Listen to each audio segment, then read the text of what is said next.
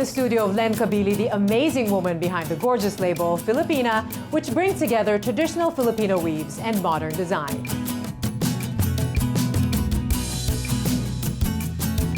Each carefully crafted handmade piece features ancient techniques of weaving, embroidery, and beadwork from different indigenous groups of the Philippines.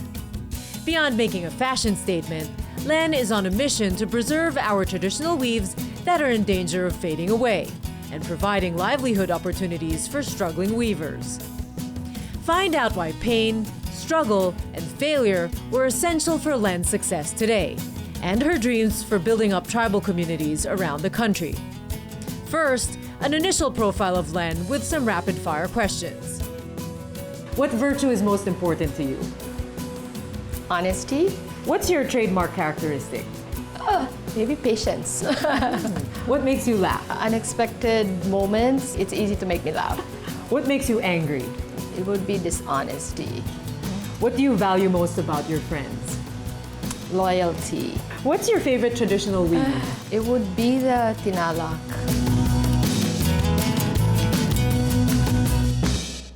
I want to ask you first about your memories of Mindanao because you grew up in Iligan, and so what's happening now in Marawi is really personal to you. Iligan is only like 30 minutes away from Marawi. It's in Marawi where I found one of the most authentic artisanal villages in Tugaya, and it's beautiful. I had a home line with my sisters, so this is made in Tugaya. It's like inlaid with shells. Okay. Yeah, so you know, with what's happening now, the concern is really the artisans. I think the last time I was there was like 3 years ago, and I noticed that things were becoming different, and my concern is that they'll stop wearing their traditional garments, and I really hope and pray that despite what's happening now, that they'll retain their identity, because I feel like garments is a powerful tool for transformation, or even like a sense of identity for them. Yes. And you got this appreciation because of your mom. Well, my mom, you know, she really loved Philippine culture, and growing up, our Christmas pictures were always in a traditional garment. She made sure that we really learned at a very young age to appreciate Philippine culture. I had to do a lot of traveling. Those years, I was the regional chairman of Girl Scouts in Mindanao, and Len would tag along. She was exposed to all my activities when I would come in different costumes, and maybe, you know, seeing all of this, it sort of influenced her. I am so glad she went into this because somebody had to do it. Somebody had to focus on our traditional weave, clothing, and it is also a help to our different tribes. How did your encounters with indigenous people or other adventures in Mindanao shape your perspectives of Philippine culture and heritage? There's so much. There's so much to discover. There are a lot of minority cultures that need to come out. They need to be celebrated. We need to take inspiration from them. There's a lot. I'm just barely skimming the surface. You know, I think people abroad are starting to notice the Philippines, and seeing a different side of the Philippines, which is more of like the indigenous groups. Yeah.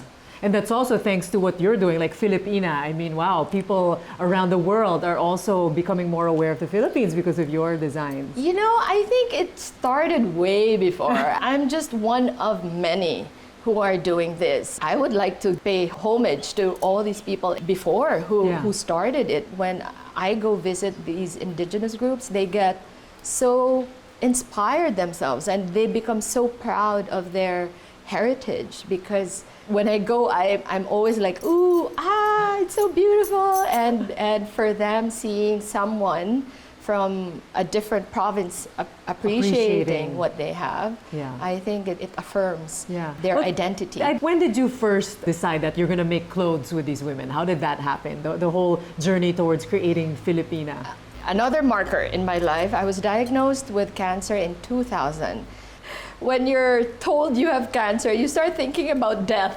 And I thought, okay, you know, I don't want, I was working for a family business, and it wasn't something that was making use of my talent. And I started praying about it, about what I was really supposed to do. And when I pray, I see words. And it was always fashion that would come out.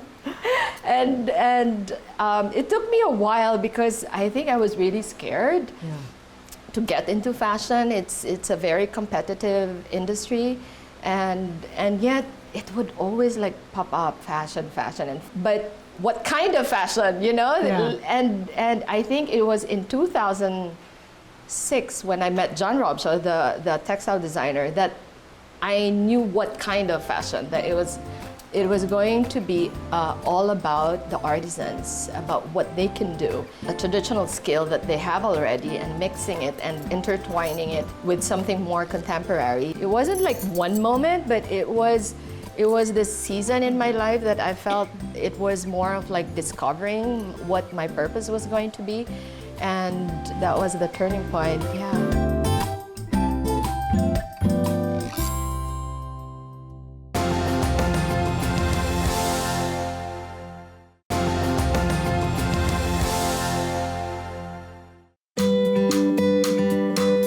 Designer Lenora Luisa Cabili, better known as Len, captures traditional Filipino culture and heritage in her Filipina label. She shows us her collection of indigenous weaves that inspire her work and fuel her passion to preserve this endangered weaving industry. I want to show you our small collection of, these are all traditional garments. Okay. So when we're starting a new collection, we often just take it out and look at it and take inspiration. So this is made in the northern part of Luzon from the Gadang indigenous group. This is also by the Gadang. How do you wear this? A loincloth. Loincloth. Okay. But look at the detail. You've done designs with them. Yes. I think I've been working with them the last 6 years. You do all this beadwork. How long would it normally take? Usually with the Gadang, we expect it to come back maybe like after 2 months. Okay. So when people wonder why things like this cost a lot, because it's this work, Yes. right? Just imagine, just to send the garment to them, it takes minimum of like 2 to 3 days. When they're working on it, everything is hand embroidered or hand beaded. So it's really intensive, and the garment becomes very soulful. So when you go to your artisans, do you tell them you want a particular element, or do you leave it to them? Yes. So how do you work with them? Well, when we initially work with them, we give them free rein. Yeah. It's really to encourage their creative spirit, you know. It's respecting their creativity.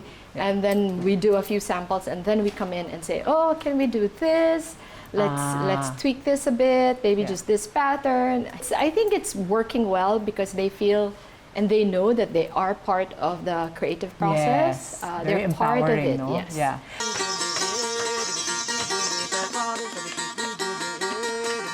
So how did you start then engaging the women? When I went to Lake Cebu, I had with me maybe around 5 garments. My last few hours of my trip, I went to this cooperative store and I had with me the garments, and I started asking around, is there someone who can embroider for me?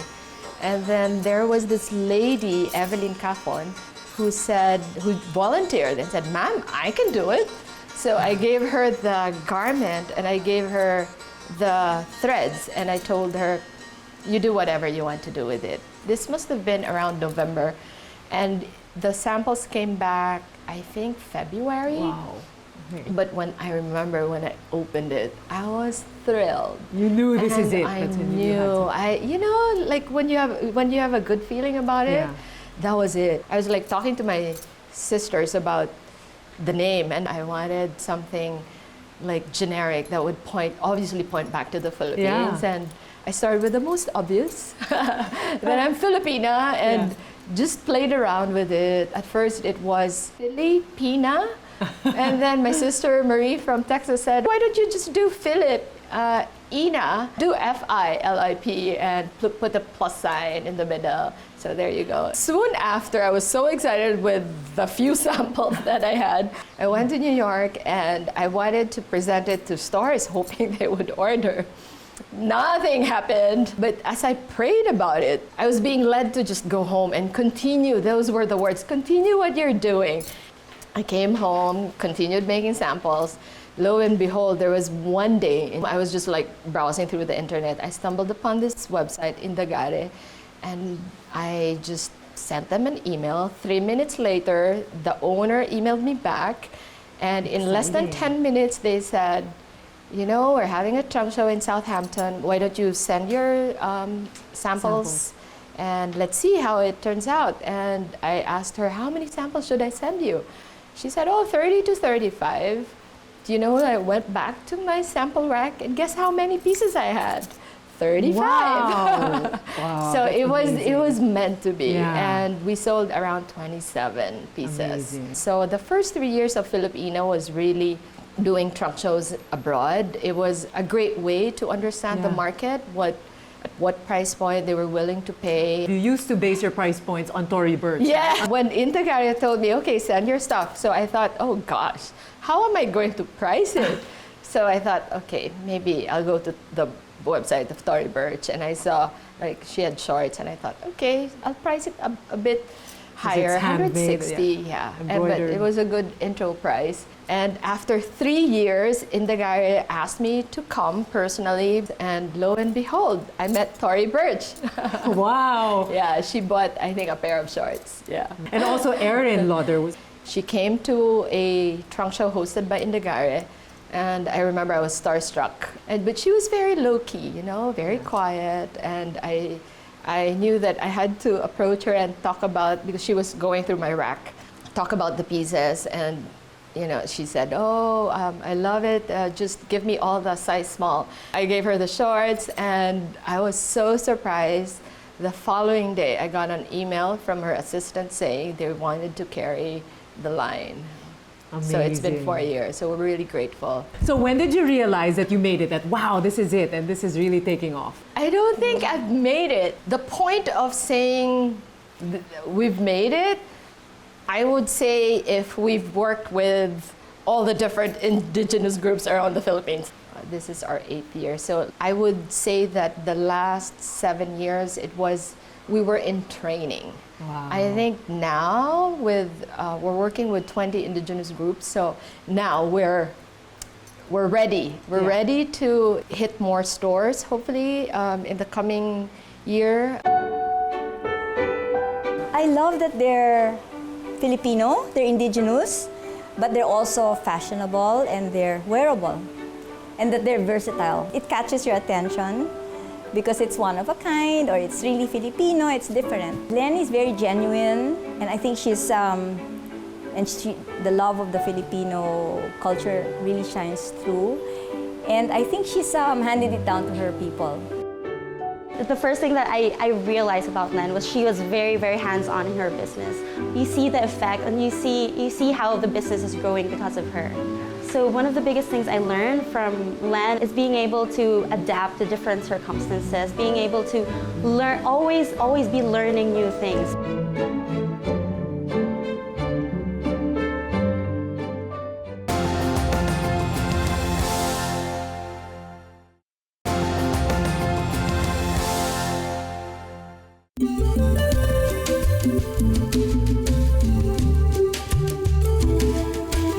One of my favorite pieces, and I got it on my first trip to Lake Cebu. It's hand woven by Yoy Tingal. It's a dowry blanket, and it's called Ye Kumo. It's made out of 3 panels, hand woven separately, and then they join it. That trip was the beginning of Filipina.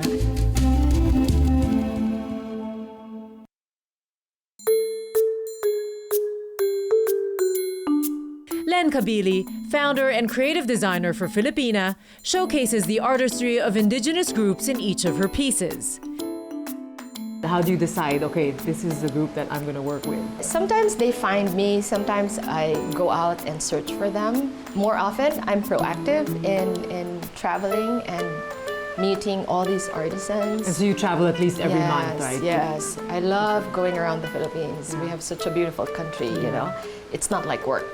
And when you go to these women, I mean, I'm sure it's touched you when you see how they really feel that you have helped them. John Robshaw, the textile designer from New York, came and he wanted to visit the artisan. So we went to Lake Cebu. They had this program. It was John who leaned over and asked me, why is everyone crying? Because I was like listening to the speaker. Yeah. When I looked around, everyone was crying. They were saying that, you know, before they would help their husbands in their farm, but sometimes they wouldn't really know what the harvest would be. It's so uncertain, yeah. It's so uncertain, yeah. But they said that when we see your garment, we know that it translates to a certain amount. Wonderful. So if we finish it in a week or in 2 weeks, but we know that that amount is coming. That was the moment wherein I swore to myself that I was going to do whatever I could to make it work, to make the business work. It wasn't about me, it was about them already. And you have really impressed a lot of people, world leaders included. Tell me about when you met Aung San Suu Kyi last year at ASEAN. That was a wonderful opportunity. The Department of Agriculture had called me in to speak about the Philippine textiles, and we had brought in weavers from Lake Cebu. So the weavers came and with their backstrap loom, and they did a demonstration. It made me so proud to show to her the rich tradition in textiles. Yeah. And she was really impressed also. And what do you think should be done more in order to make these textiles more economically viable? The responsibility lies in each one of us. I think if more and more people will buy it and use it every day, that will encourage the weavers, more weavers to get into it. It's trickling down. I think first and foremost, we should patronize our own local artisans, because then we will be giving back the profit to them. We're seeing a lot of interest in our local fabric, but do you think we can be really competitive? Can our tropical fabrics be competitive in the world market? I think we should make sure that we stick to what we're good at, which is hand weaving and hand embroidery or hand beading. The labor is there, you know, we have all these indigenous groups who know how to do it. It's basically tapping into that. So we should really look at what we're good at, and that's really in the handiwork. So that's the craftsmanship. Tell me about the future of Philippine. I mean, do you think about where you want to see this going? The future is really trying to work with more artisans. On our plate now is, you know, creating 2018 collection, getting ready possibly for a show in New York in September. So it's more immediate. The dreams are there, and God knows what my dreams are. So you know, there's this verse that I always say almost every day. It's from Psalm 90, verse 17, and it says, may the favor of the Lord, our God, rest upon us. Establish the work of our hands. Yes, establish the work of our hands. You know, I get teary-eyed because I've been saying it for years. And I've seen how God has really given opportunities that I feel it wasn't by my own might. It was, you know, I was called to just do what I was being led to do. It's like things just fell into place. I've known Len for 20 years, and we met at church, so we grew in our faith together, and yeah, she's just become so much a part of our family. Len is really such a faithful, reliable, dependable, loyal friend. Just so proud of her because she's so hardworking, you know, and I know that in her life things may not have turned out the way she wanted to. She always wanted to be a mom and be married, but look at what she's built and look at what she's doing for the country. And it's not only that, but she's giving back and she's building up. I mean, the local people she's working with, helping them with income-wise. It's amazing. She always involves us in her company, which I think is really cool, and I think that's why we're so inspired by it, is because she lets us see the process. She lets us, you know, help out sometimes or see behind the scenes. She went as far as bringing her artistry to the world. I thought it was just like, local clientele. And so I was really amazed that she was accepted and appreciated in other parts of the world.